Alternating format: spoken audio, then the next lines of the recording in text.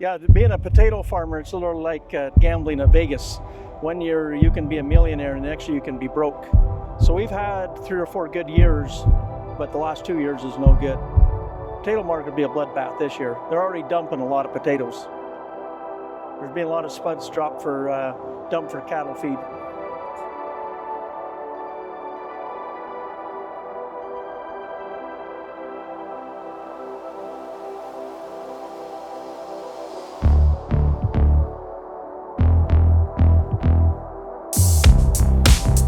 See, he's got a right hand and a left hand crossover. So he'll dig 4 to throw in here, he'll dig 4 to throw in here, and then the digger will come along, it'll dig 4 rows and then scoop up the spuds they put in the middle.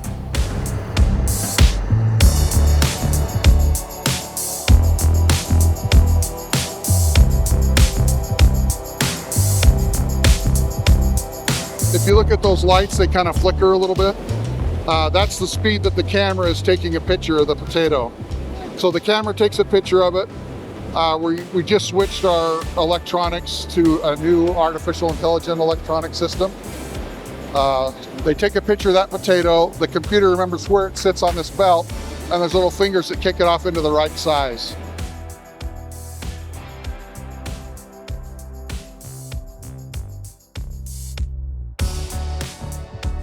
So we landed in Idaho yesterday, and hopefully this afternoon we're going to get to see a little bit of potato harvesting as well. So we're super excited to see the operation today, and just this part of the country, just a little bit different agriculture versus the Midwest where I grew up.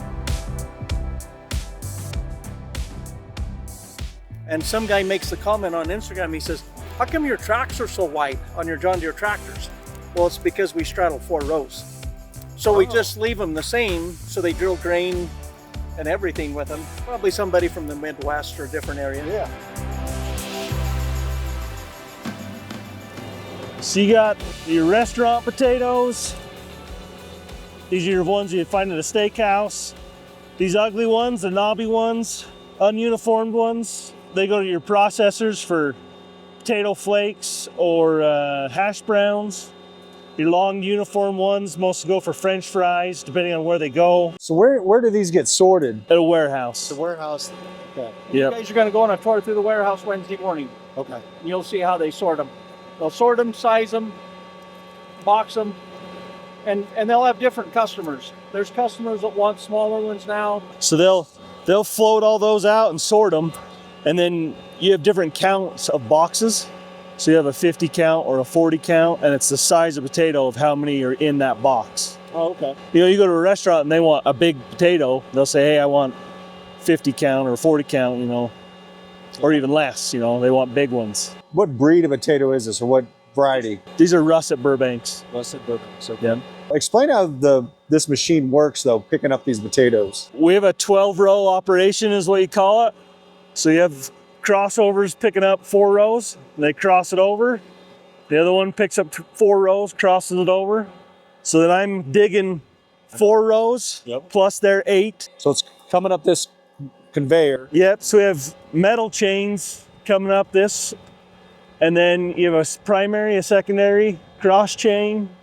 That one across there, see, it's called a vine chain, but it's keeping all them vines across, and it floats them over. And then on mine, I have a big blower or a fan, helps blow those out. Rollers that are kind of like triangle shaped underneath them chains. And as the chains hit them, they bounce and shake the chains. So depending on how much dirt I want to go up. So I'm barely trying to blow those potatoes so I don't drop them. Because a potato bruises just like an apple. Yeah. If you're not running enough dirt, they're all smashing into each other. They're Busted up and skinned it. Yep, they're jumping around. So there's kind of a certain point where you keep all that dirt to where they're just nice, flowing, put it on the truck. The guy unloading them off the truck is careful, dropping them. They don't drop them too far. The guy with the piler, you guys will probably go to the cellar next. Yep.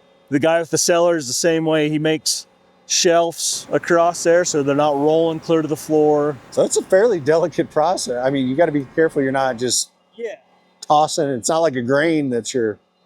Like this morning, we sat up here for an hour waiting for the potatoes to actually warm up. So the colder they are, the easier they are to bruise or to split. Okay. Like if you have an end that's too close to the top, it's colder, you'll end up splitting the ends.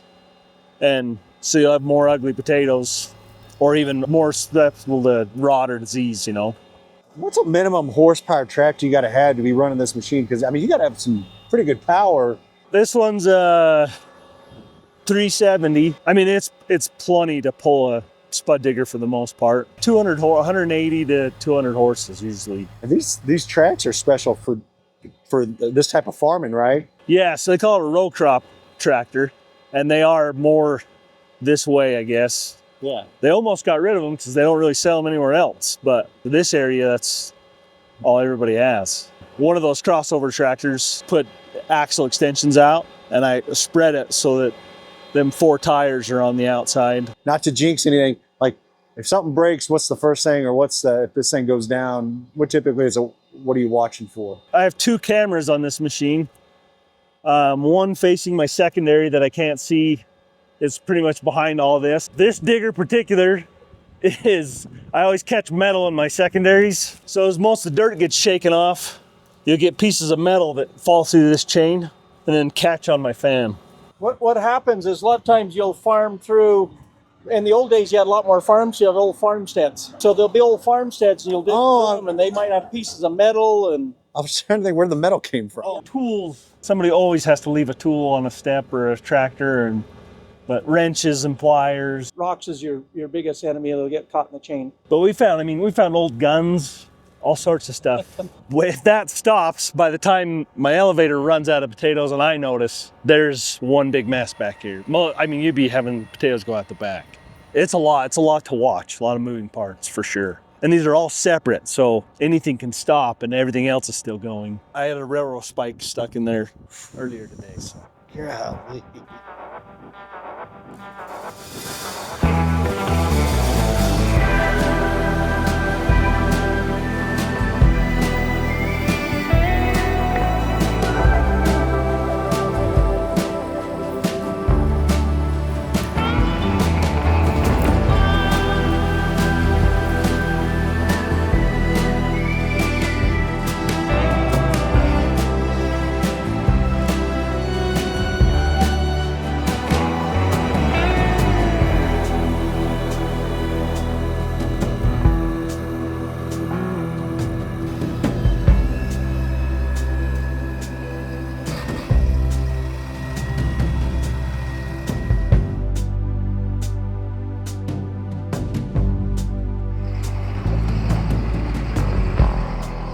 Hey guys, we are getting so much interest for our Bulk Freight Conference 2025.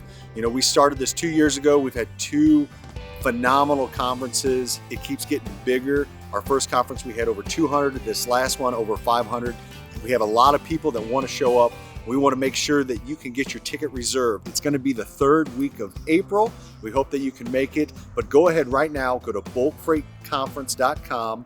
It's going to be an amazing show. We have a new venue that's going to be even bigger. We're talking actually having show trucks inside the venue, breakout sessions, and man, just a world of events to get you connected.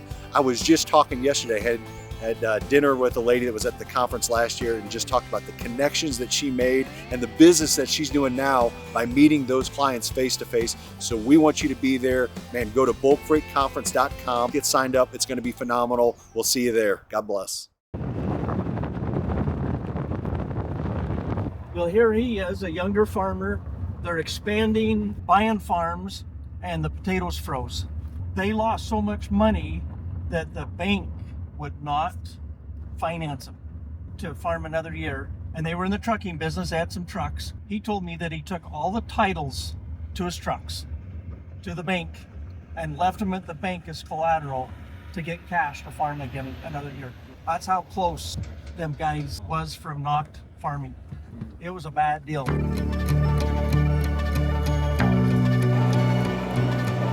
Ooh, smell it. How many potatoes were getting stored in this warehouse? This cellar here will hold 60,000 sacks, so 60,000 hundredweight. There's a lot of these potato cellars are bigger than this one. They'll make them 100,000 sack cellars. Then they'll have a door at each end. Where will these go from here? So most of the farmers are shipper growers. They'll own part of a potato warehouse in be a co-op in a potato warehouse, or the big farmers will own their own warehouses. They'll get sorted, sized, boxed, and then peel off the cull potatoes for process, potato flakes. The bigger, nicer potatoes will go in boxes for restaurants, grocery stores, things like that. What dictates when they start moving to that warehouse? Like how? So the warehouse just about runs year round. So you just kind of take your turn when they need spuds. So they'll reach out to you or whoever to contact. Yeah, there's a guy that kind of goes around, checks all the sellers, and maybe somebody will have a hot spot or have some trouble in one. They need to pull them first. And then older sellers, like we've seen that one older seller, that's not going to last as long. You need to get rid of them by the end of the year or January. Where these newer sellers, you can keep them into May or June. These aren't going to be the trucks run into this warehouse, though, right? These are get loaded onto what? Walking floor or? Them long belt trailers and big belt trailers, yep. They'll turn this piler around, have a scooper. Scooper will scoop them up, load them on the semis, and go to the seller.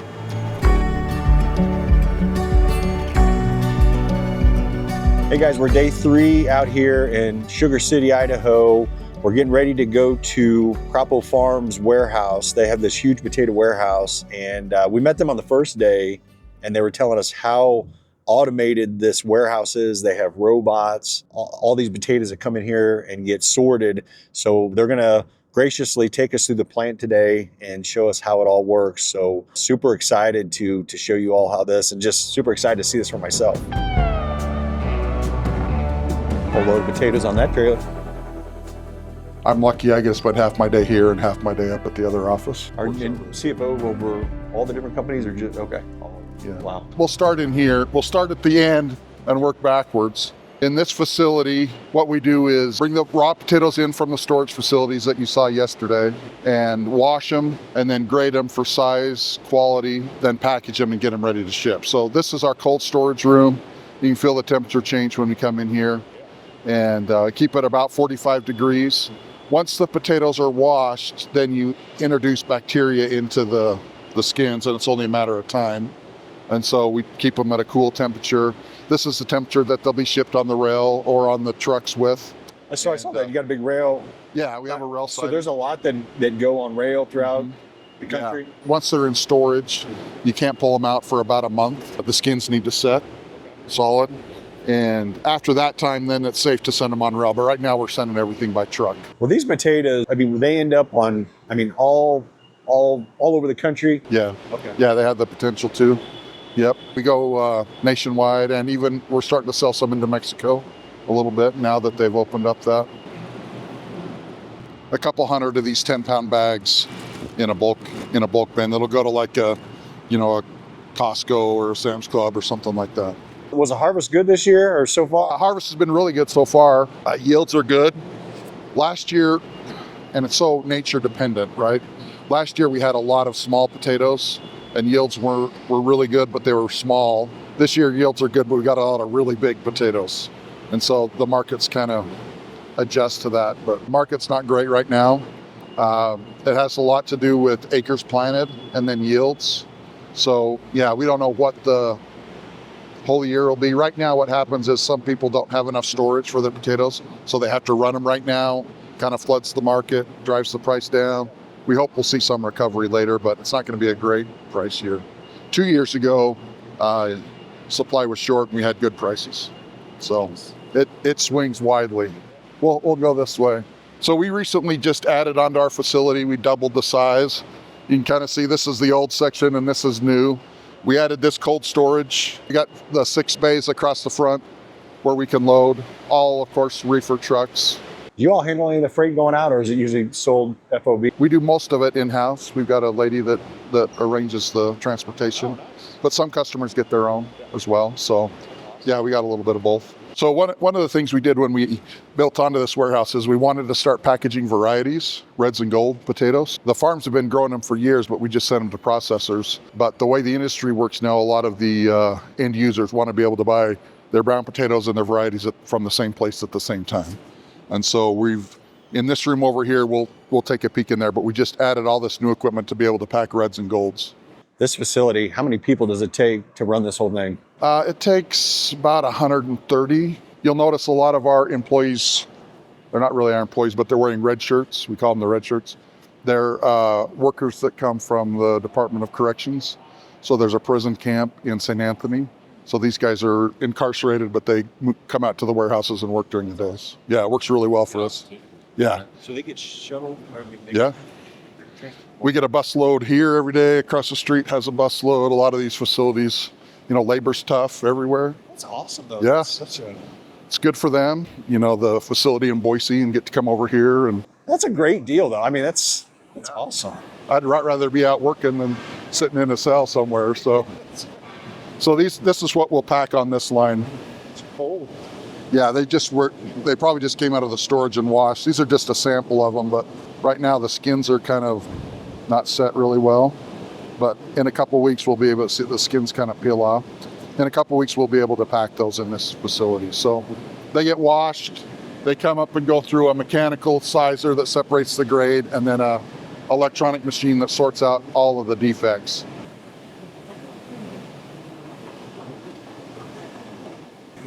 So what's going on here? So this is the washing system.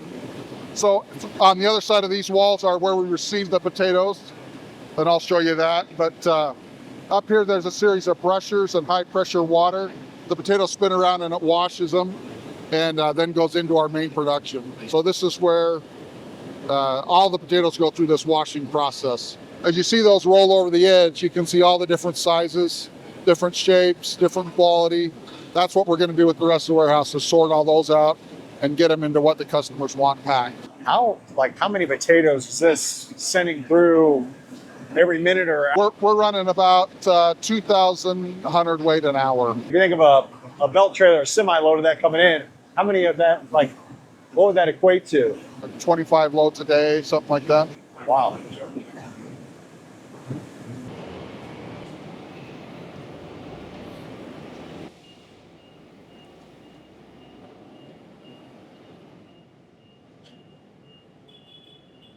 So the potatoes come in and then are loaded in these bins. Each of these bins holds about 6,000 hundredweight, about 8 loads. And then they come out the bottom, and the bottom's a conveyor. They come out and go up over into that wash system that we just saw. Later in the year, this is a rock trap. The potatoes that, if you're digging in a field that has rocks in it, the potatoes will float on the top, the rocks will sink, and we'll run them through that. So, How many of the Department of Corrections and people come out per day to? Hands, right now I think we got about 35 that are here. So this plant, does it run just one shift a day, or is there? one shift a day. This is all our new equipment that we added with the addition. We'll come back and look at it when it's running.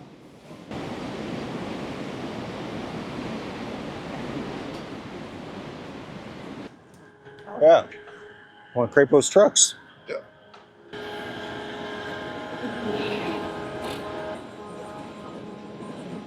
So this is exactly what was happening in the storages that you saw yesterday. We use the exact same equipment. So these were just dug this morning. They're russet Norcotas. So that's the flow of the potatoes that we saw being washed. The first step is it goes through an eliminator. You can see all those small potatoes dropping out. So anything under 6 ounces gets dropped out under these couple of sizers here. Anything under 4 ounces goes to the dehydrator. 4 to 6 ounce will go into the small bags that we'll see packed here in a minute. So if you look at the flow now, everything under 6 ounce has been taken out. And these are now going to go through our electronic sizing machines that we'll go look at here.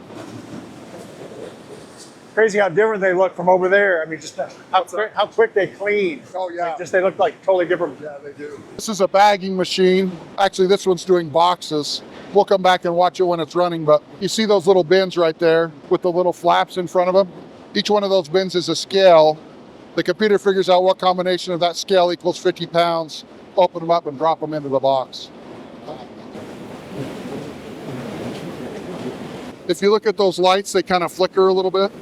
That's the speed that the camera is taking a picture of the potato. So the camera takes a picture of it. We just switched our electronics to a new artificial intelligent electronic system. They take a picture of that potato. The computer remembers where it sits on this belt, and there's little fingers that kick it off into the right size. So this is doing both quality and sizing at the same time. So the AI technology, that's just been within the last... We put this on about a year ago. So each one of those blue where it says Shift AI, each one of those is a camera. So each lane's got its own camera. Then they ride on these little 3 belts.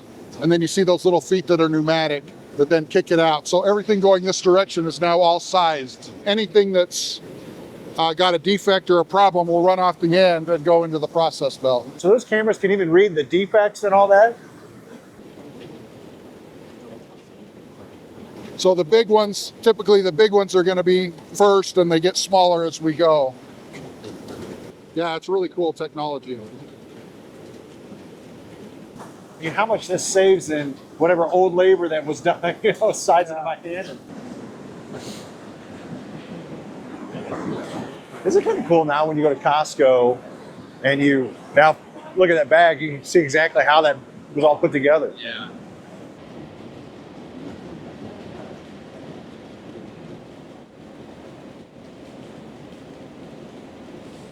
I didn't ask out there at the farm, but like you, like versus other crops and commodities, do you guys have to worry about diseases with potatoes? Yes, very much. Yeah, the potatoes are susceptible to all kinds of different diseases and defects, so that gets handled at the farm level.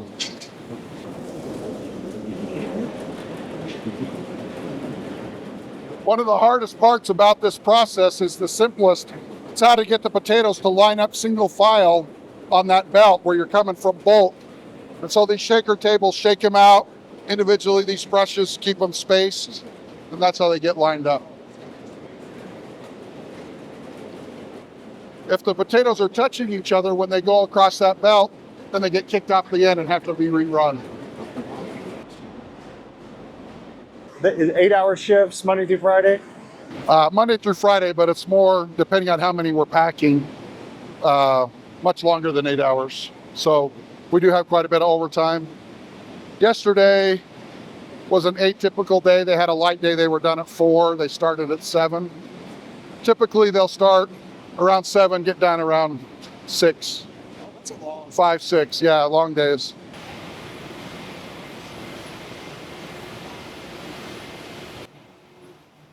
So these are the rail siding. Oh yeah. So we've got To 3 go around doors. the We rail? can load 3 rail trucks, 3 rail cars at a time. What rail line is this? Is this a short line? Yeah, this is Idaho? Idaho.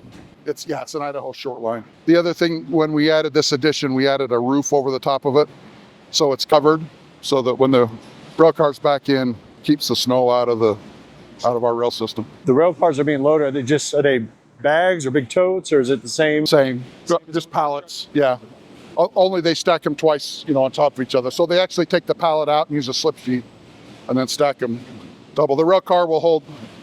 Well, these new jumbo cars will hold 2.5 to 3 times what a truck will hold. Yeah. So this is the process bins. These are the off type that's being sent to the dehydrator. You can see these conveyor belts overhead and up over there. Then they fill up these bins. The truck's back underneath them, and then you've got these pneumatic doors that just open up and the potatoes drop in. So this gives us a lot of capacity. These bins are huge. Gives us a lot of capacity that if weather or for whatever reason, if we need to store process grade, we can do quite a bit back here. So we have 3 of these electrical rooms, and you can feel the heat, right? If you think about the path to get from the front to the back and how many motors that takes, well, they all have to communicate with each other. So every motor gets home run back here to one of these PLCs, and then they have an iPad that controls the flow. And when they say, I want to take potatoes from bin 2 to bagger 7, then all these turn on at once so that you can get the flow. If not, you'd have piles of potatoes at all the different motor starts as you ran around and tried to start them. So Even John Pocock, he was showing us his fertilizer plant, but he was showing us the exact same thing, but he goes, these motors got to talk to each other, because if it's an air break, if there's an error in one, it's telling the other ones, so you don't have a big mess. yeah. And you'll see, like, when we get to the palletizing, that has to pause at certain times. Well, it stops the flow all the way back to the bin. If not, you'd have huge pileups at every corner. How much So- is one of these?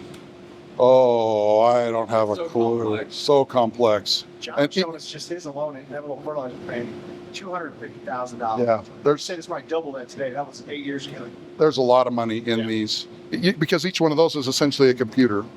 Yeah. And some of them have what they call soft starts, you know, so that the conveyors start gradually. And there's just so much technology, and all this has to be programmed. So think about being a programmer to run warehouses. We need more. We need more of those guys. This is a bulk tote filler. So sometimes we'll send potatoes in bulk, like that tote sitting right there. Yep. Except it'll be full. Lots of times they'll put those on rail cars as well. And so this has an eye on the bottom of it. It drops into the bag and automatically raises up as it fills. Oh. So that's what this line does. These other lines, we've got a box line and then 2 bulk paper, 50-pound paper. That's what they're going to do.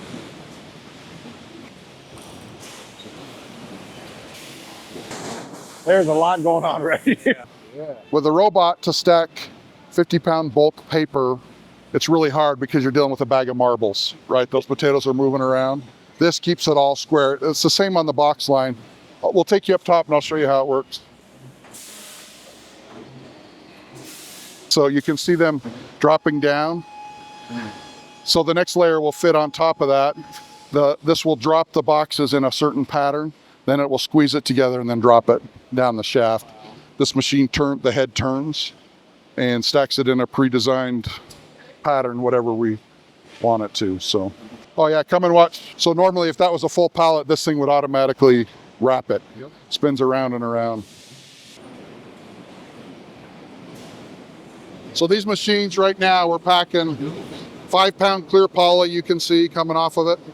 And then they go into this machine that's an automatic baler. It takes 10 of those 5-pound bags and puts them in the paper baler. Then once that gets full, it sews the head closed and it goes over to the robot to be palletized. This robot, you know, has all the logic. It can stack both sides, different product, how to stack them, where to move them. It's cool to watch. It'll get ramped up here in a minute. The packaging company that also does equipment. So a lot of these bag fillers and weighers are made by Volm as well. And then we buy a lot of the packaging from them. It's busy stacking on both sides. The other advantage is this one over here can stack boxes and bags. They can have boxes on one side and bags on the other, far away. So we figured we'd wait for that technology. So this one, as you can see, it's different. It's got 2 things that squeeze the boxes together, and it can pick up 2 at a time and stack them. Like the next autonomy is going to be driverless forklift. So the robots, they'll come in and move all this, and that's going to take away. I think some factories are already doing that. Yeah, well, that's what we said. It's already done that before. And those inside claws get the boxes, and then the outside ones can get the bag. That's right. Yep, exactly. So if you look at that one, it squeezes them too, but then it has those 2 claws under it to hold the bag. This one only puts the claws on one side so it can drop those boxes and get them flat. So as the potatoes are produced, everything gets a pallet tag with a barcode. So these are non-A, that's the size, 10-pound tinted poly, US number 1, Sun Supreme's the label, you know, the time and date it was packed on, Julian date, everything. And that puts it into our inventory system. Then when it's shipped, they'll scan that and they'll relieve it from the inventory system and put it on the load. You know, the trucks are loaded through these 6 stores here, and then they'll go over the scale, check out, and that's how we do the loads. Most of our loads, I don't know what the percentage is, but a lot of them we arrange in-house ourselves. Some are customer arranged, just depends on who it is and what they've got going. But we do have a transportation department here that arranges loads. We don't have any reefer trucks. Crapos don't own any reefer trucks themselves.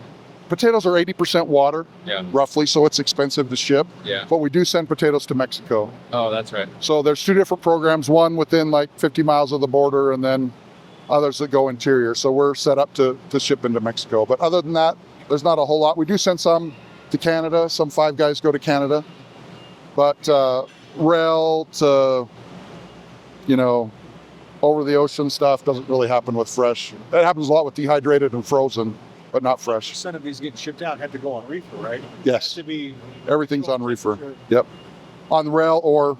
Yeah. Yeah. Oh, yeah, I forgot even the rail. Yeah. In fact, we'll put a temperature recorder in each one that monitors the temperature, so we make sure when it arrives that there's no problems or anything. So you talked about earlier, like on the inbound side, I mean, maybe up to 25 trucks a day. So outbound here, and there's going to be some rail and all that, but any given day, how many reefers are coming in here and loading? Or you're going to be less because you got the process going out the back. Yep. But depending on the day and time of year, you know, you could have 15 to 20. But also these are going to be loading, what, 44,000 pounds versus These are more. Yeah.